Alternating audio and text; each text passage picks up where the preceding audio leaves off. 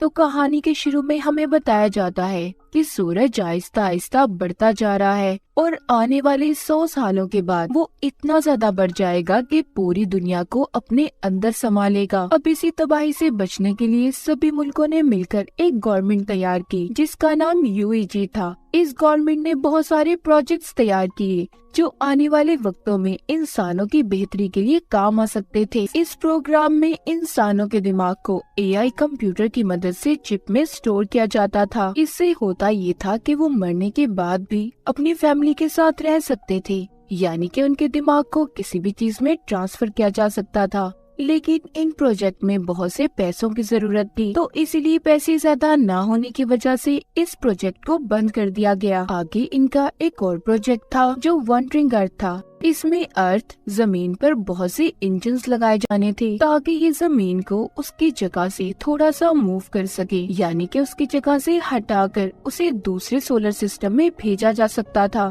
ताकि ये सूरज से आने वाली तबाही से उसे बचा सके। मगर इन इंजन्स को लगाने से पहले इन इंजन्स का टेस्ट चांद पर भी होना था ताकि पता चल सके कि ये तजुर्बा इनका सही से काम कर सकता है या नहीं। अब इस काम के लिए अलग अलग मुल्कों से बहुत से एस्ट्रोनॉट खलाबाजों को चुना गया था। अब हमें एक एस्ट्रोनॉट लियो दिखाया जाता है। यहाँ पर जो एआई वाला प्रोजेक्ट था उसके बंद होने की वजह से बहुत से लोगों ने एहतजाज करना शुरू कर दिया था क्योंकि वो इस प्रोजेक्ट को पूरा करने का कह रहे थे। तभी कुछ एहतजाज करने वाले लोग इन एस्ट्रोनॉट पर हमला कर देते हैं। यहाँ पर एक लेडी एस्ट्रोनॉट जिसका नाम हैन था वो इन लोगों का मुकाबला करती है और उन्हें रोक लेती है। इसके बाद सभी एस्ट्रोनॉट्स को एक एलिवेटर की मदद से चांद पर भेजा जाता है। ये एलिवेटर इन सभी को 90,000 मीटर की बुलंदी पर इनके स्टेशन पर पहुंचाने वाली थी। सब उस स्टेशन पर पहुंच जाते हैं जहां पर इनकी ट्रेनिंग शुरू हो गई थी।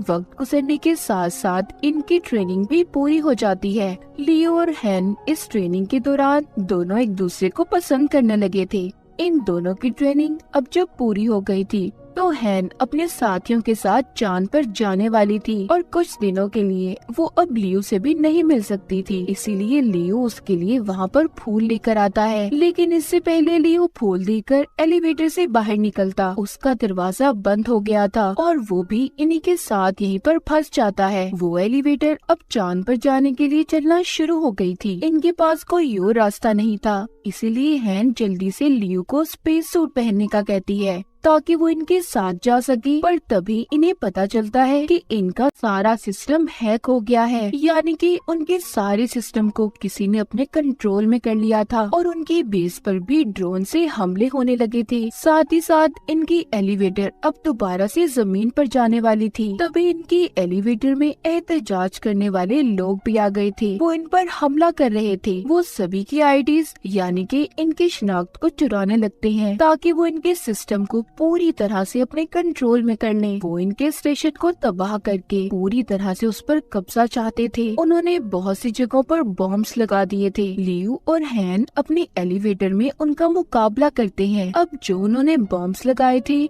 वो फटने लगते हैं। एक बॉम्ब जो उन्हें एहतजाज करने वाले लोगों ने इनके एलिवेटर में भी लगा दिया था, जिससे वहाँ पर अब बहुत बड़ा धमाका होता है। इनका एलिवेटर दोबारा से जमीन पर आ गया था। अचानक से जमीन पर गिरने की वजह से बहुत से लोग मारे जाते हैं और काफी सारे लोग जख्मी भी हो गए थे। अब इस तबाही के बाद बाकी के मुल्क जो यूएई से जुड़े हुए थे वो चाइना को वार्निंग देते हैं कि उन्हें अब जल्दी इंजन की टेस्टिंग चांद पर करनी होगी। इसके बाद हमें इनकी एक और टीम दिखाई जाती है जो पहले ही चांद पर बसी हुई थी। हम एक आदमी हैंगियो को देखते हैं जो अपने कैप्सूल से बाहर आते ही अपने कंप्यूटर के पास जाता है और अपने कंप्यूटर पर अपनी बेटी से बातें करने लगा था। तभी वहाँ जमीन से कुछ एस्ट्रोनॉट्स आते हैं जिनमें इनके लीडर भी थे, जो आकर अपनी टीम को बताते हैं कि हमें इंजन टेस्ट मिशन को कुछ महीनों में पूरा करना होगा। ये यहाँ पर इनकी मदद के लिए और भी बहुत से एडवांस सुपर कंप्यूटर लेकर आए थे जो इंजन्स को चलाने में इनकी मदद करने वाले थे। यहाँ पर हमें ये भी पता चलता है कि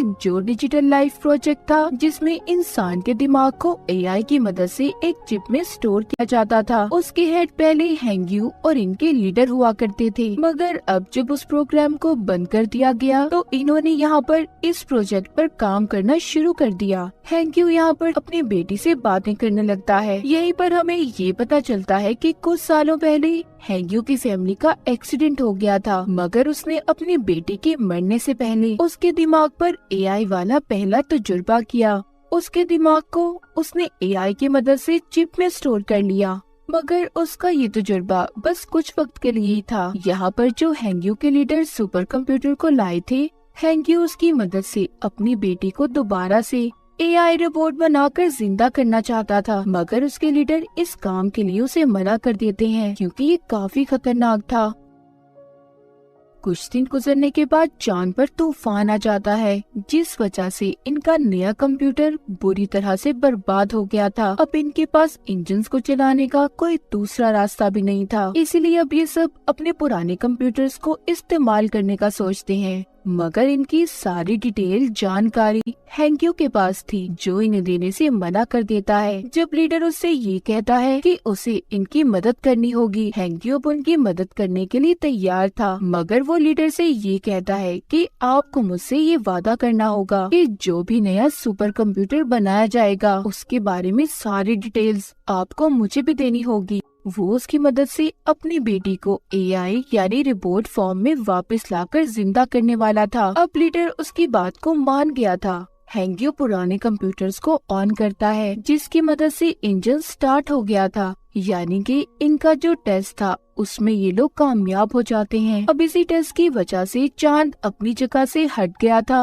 और साथ ही जो जमीन पर इन्होंने इंजन्स को लगाए थे वो भी ऑन आ जाते हैं, जिससे जमीन भी अब थोड़ी सी अपनी जगह से हट गई थी। ये लोग आहिस्ता आहिस्ता अपने इस प्रोजेक्ट में कामयाब हो रहे थे। जो सूरज की वजह से तबाही होने वाली थी, इनका वो डर भी अब खत्म हो रहा था। सब कुछ ठीक होने के बाद जैसे जैसे वक्त गुजरता है, यूएजी ने और भी बहुत से प्रोजेक्ट को स्टार्ट किया था, जिसमें इनका एक और प्रोजेक्ट जो अंडर सिटी था, जहाँ पर इन्होंने जमीन के नीचे कुछ शहरों को बनाया था कि अगर जमीन पर कोई तबाही हुई तो बहुत से लोग वहाँ पर जाकर रह सकते हैं, मगर वहाँ का टिकट हर किसी के पास नहीं था। इसके बाद हमें कहानी में हैन और लियो दोबारा दिखाए जाते हैं, जिनकी अब शादी हो गई थी, उनका एक बेटा भी था। पर जब ये लोग मिशन पर गए थे तो उस वजह से हैन को कैंसर हो गया था, इसीलिए उसकी हालत बहुत खराब होती है और वो बहुत जल्दी मरने वाली थी। अब नए सुपर कंप्यूटर्स भी बना दिए गए थे, उनके अंदर बहुत सी एडवांस टेक्नोलॉजी को भी डाला गया था। उन्हीं में से अब एक कंप्यूटर जिसके सामने लियो बैठा था, वो कंप्यूटर उसका इंटरव्यू ले रहा था। यहीं पर हैंग्यू भी उन्हें देख रहा होता है। जब रात होती है तो रात को हैंग्यू अब उन कंप्यूटर्स के पास जाता है।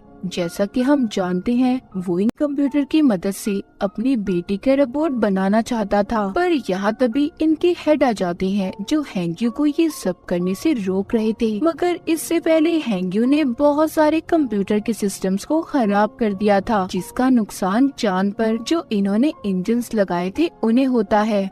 वो अब कंप्यूटर की इस गलत सिस्टम पावर से फट गए थे, जिस वजह से चांद अपनी जगह से हट गया था और 7 दिन के अंदर अंदर वो जमीन से टकराने वाला था। इसीलिए चाइना अपने अंडरग्राउंड शहरों को भी खोल देती है ताकि लोगों की जान बच पाए। उधर है लियो से कहती है कि मैं कुछ दिन में ही मरने वाली हूँ, तो इसीलिए तो मेरा अंडरग्राउंड सिटी कार्ड तुम अपने डैड को दे देना, ताकि अगर तुम स्पेस खला में जाओ तो पीछे तुम्हारी डैड हमारे बेटे के साथ सही सलामत रह सके। कुछ दिन के बाद हैन की भी मौत हो जाती है और लियो के डैड उसके बेटे को लेकर अंडरग्राउंड शहर में चले गए थे। चाइना भी पूरे शहर में ये खबर फैला देता है कि चांद बहुत जल्दी जमीन से टकराने वाला है, मगर साथ ही साथ वो ये भी कहते हैं कि इसका हल भी इन्हीं के पास है। वो स्पेस में जाकर चांद पर बहुत से धमाके करेंगे, जिससे चांद जमीन से थोड़ा दूर हो जाएगा और फिर जमीन पर इंजन्स को लगाकर उसे चांद से दूर ले जाएंगे। और इस काम में इन्हें गवर्नमेंट की भी मंजूरी दे दी गई थी। लियो भी अब इस मिशन में स्पेस पर चला गया था। वो जाकर स्टेशन पर अपने हेड से मिलता है जो इसे ट्रेनिंग देने वाले थे। जब लियो की ट्रेनिंग पूरी हो जाती है, ये अब अपनी टीम के साथ स्पेस क्राफ्ट में बैठकर चांद की तरफ निकल गया था।